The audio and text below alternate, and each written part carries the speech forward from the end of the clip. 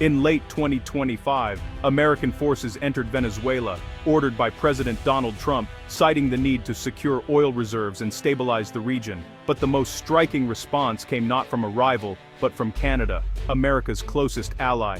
Ottawa's reaction was swift and public, marking a dramatic shift in Canadian foreign policy. For decades, the US-Canada relationship has been defined by deep cooperation and the world's longest undefended border. Yet the Venezuela intervention strained this bond as never before. Canadian leaders, abandoning their usual caution, voiced direct opposition to the Trump administration's unilateral action. This was more than a diplomatic disagreement. It was a signal of deep anxiety in Ottawa. Canada's response reflected a sober calculation of risk and national interest. The core issue, a clash of worldviews. The Trump administration's America First doctrine now meant military intervention, while Canada remained committed to multilateralism and international law. For Canada, the crisis in Venezuela was about defending the principles that have ensured its security and prosperity for generations. Ottawa's message was clear: these principles are not negotiable. This moment marked a turning point, forcing Canada to reconsider its assumptions about its southern neighbor. The world was witnessing not just a regional crisis, but a fundamental test of the values underpinning North American security. Canada's unprecedented rebuke was a warning, one that would shape its actions in the turbulent months ahead. The stakes had never been higher for Canadian sovereignty. The era of quiet diplomacy was over. Canada's response to the US intervention in Venezuela was immediate and unequivocal. Within hours, Prime Minister Justin Trudeau condemned the action as a violation of Venezuelan sovereignty and international law. This was a sharp break from Canada's usual alignment with Washington. Trudeau, flanked by his top ministers, stressed that military intervention without international mandate set a dangerous precedent. The tone was grave, not angry, a leader warning of severe consequences. Canada recalled its ambassador from Washington, a rare and powerful diplomatic signal. At the United Nations, Canadian diplomats began building a coalition to demand an end to hostilities and a return to diplomacy. This was not just rhetoric. It was a coordinated campaign to isolate the American position. The Canadian public and political opposition largely supported the government's firm stance. Leaders across party lines agreed. Unchecked American unilateralism threatened Canadian security. The issue transcended politics. It was about Canada's place in a changing world. Ottawa's strong stand resonated with a national sentiment that the rules of the game were shifting, and not for the better. Canada was determined to defend those rules. Canada's anxiety is rooted in history, specifically, the Monroe Doctrine of 1823. What began as a warning against European colonization evolved into a justification for US intervention across the Americas. For Canada, living in the shadow of this doctrine meant constant vigilance to preserve its autonomy. Throughout the 20th century, Canada balanced loyalty to the US with a commitment to multilateral institutions like the UN and NATO. Recent American rhetoric about restoring order in our neighborhood was stinging down old fears in Ottawa. The language echoed the most expansionist interpretations of the Monroe Doctrine. For Canadian policymakers, this was not just history repeating, it was a live threat. The logic justifying intervention in Venezuela could be applied elsewhere. If today Venezuela, who tomorrow? Canada's caution is foundational, born from proximity to a superpower. What's new is the overt forceful nature of US action and rhetoric. This return to 19th century thinking forced Canada to abandon quiet diplomacy for a more assertive defense of 21st century principles. The stakes for Canadian sovereignty had never felt more real.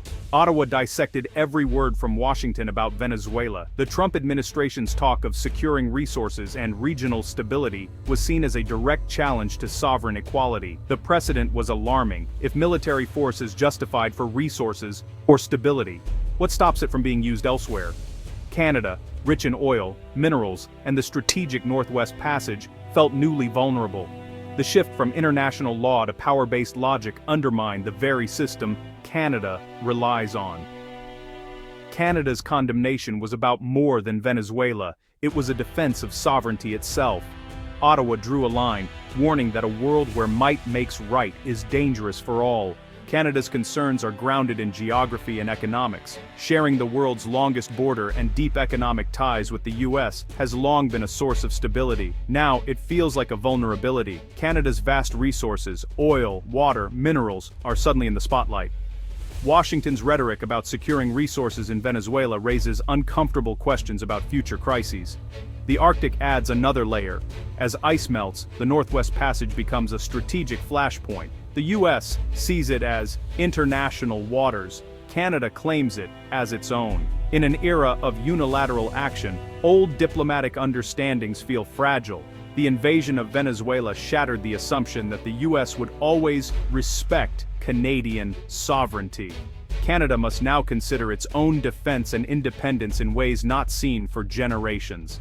The stakes are no longer just about trade, they're about the nation's core security. Canada is responding with more than words. An urgent defense policy review is underway, focused on protecting sovereignty, especially in the Arctic.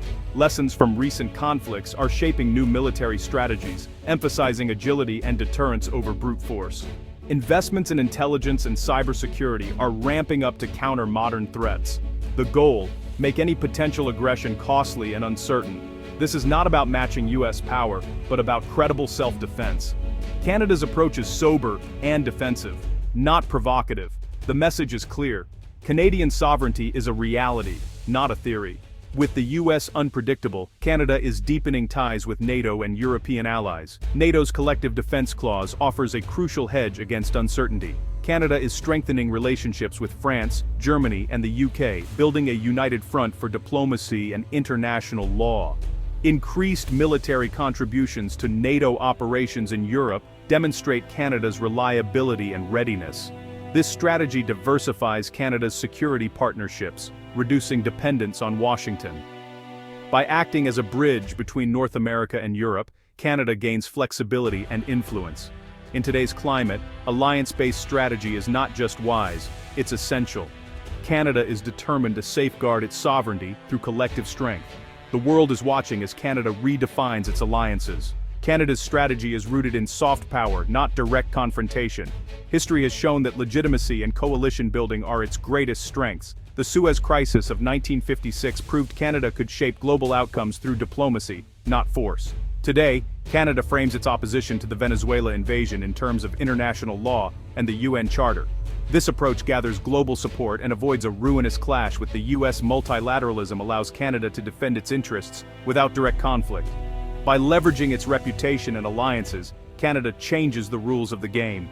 In a world of giants, Canada's influence comes from principle and persuasion.